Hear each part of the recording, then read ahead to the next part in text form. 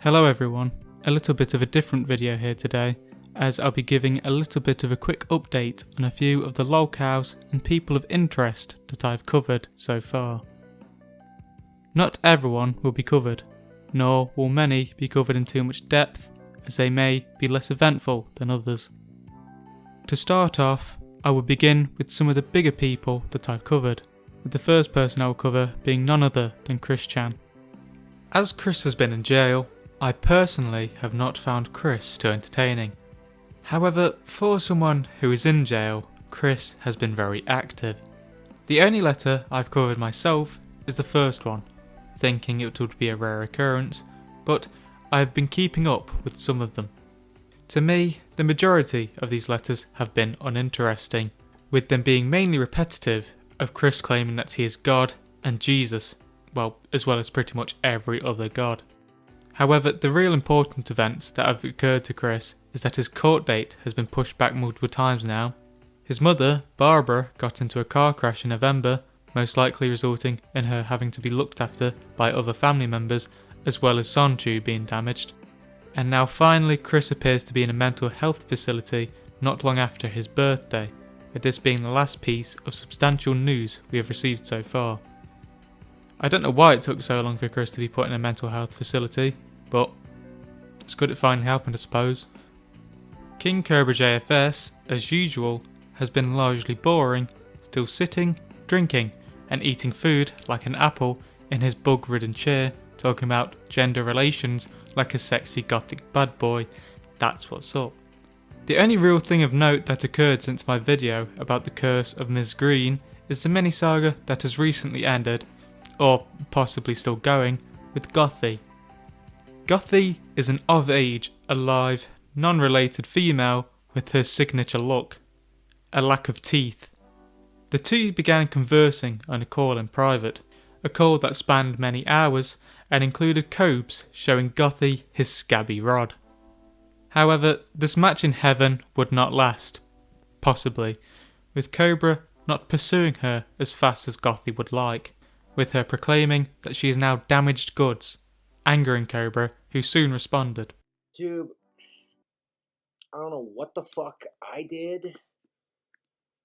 Like, I was on the phone talking to Gothy over Facebook for like several hours, and now she's here on stream saying she's damaged goods, and saying how nobody wants her. I'm like, first of all, Gothy, hon, you're not damaged goods. Second of all, can I get to know you first?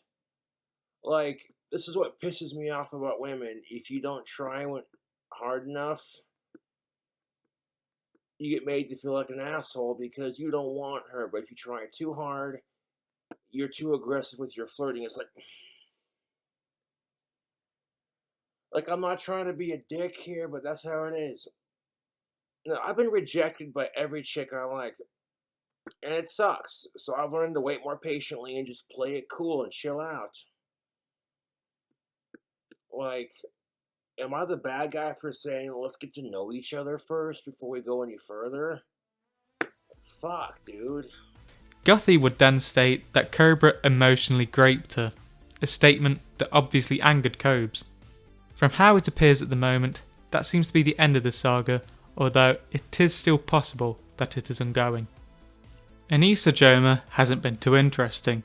She's still much uglier than she was before she started her OnlyFans, although her and iDubbbz have been trying to set up boxing matches, which I personally don't care about. Also, the Sam Hyde documentary was released, which doesn't apply too much to Anisa, but we got this picture from it, so it's good enough I suppose. In late November, I and Liz, Linkara's ex, began writing a new version of The Lightbringer, crowdfunding this, hoping for $6,000 or £5,000. This goal has since been reached, thus I and Liz has had much more success monetarily with The Lightbringer than Linkara ever has. Also, in December, Linkara claimed that the gif of him running no longer angers him, a claim which I highly doubt. Dayton, unsurprisingly, remains unchanged in the few months ago that I spoke about him. As Sherman has passed away, he has moved on to his other family members, as I stated in the video. We actually have a new video from Dayton, although these are still not public on the YouTube channel. It was the day after a crazy incident of my older sister and my brother-in-law, her husband. They're very large people, much larger than me in stature and physical. They're built like football players, essentially. They're overweight, large people, both taller than me. I'm like 5'8". No, I guess my sister is 5'7", so she's like an inch shorter than me. Very tall woman, built like a football player, physically shoving me around in my room with her husband, both of them physically shoving me. I had to get out of the room by pushing past them in order to get a bottle of water downstairs because my mouth was so parched. Obviously, in the middle of shouting at me, I shouted back because it's absurd, that kind of abusiveness to a person who was getting beat for the span of 7 years in this house by a skinhead. That dude in that picture was beating me, 6-foot-tall skinhead ex-boxer, overweight by the time he was living at home, beating me. So he was even bigger than he was when he was boxing, beating the shit out of me for wearing dresses in front of them. That's crazy. Further throughout December, Dayton's elderly mother had to go to hospital, although he didn't really care. In the new year, Dayton briefly talked about his love quest, wanting to have sex at least once in this decade. What an aspiration. Finally, he had some severe psoriasis flare-ups, although they are a bit too disgusting to show, so either look it up yourself or spare yourselves the pain. Cow the Dragon seemingly returned to YouTube a couple days prior to me releasing my video on him. However, he has only uploaded one since, where he has asked people to subscribe to him in order for him to reach 100,000 subscribers by the end of the year. The only real interesting thing to happen to Cal is that recently he took part in a charity match where a spectator decided to do this.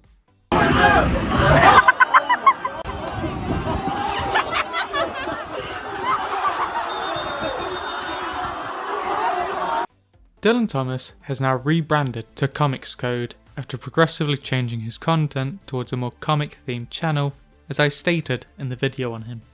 He seems to have completely separated from any Lolcow topics at all. However, for Dylan, this probably wasn't the best idea, as he is getting nowhere near the amount of views as he was getting before, getting roughly 1,000 views per video, as well as hemorrhaging subscribers. As this is pretty much Dylan's only source of income, he's really going to struggle, as this is going to be a much lower amount than he was getting before.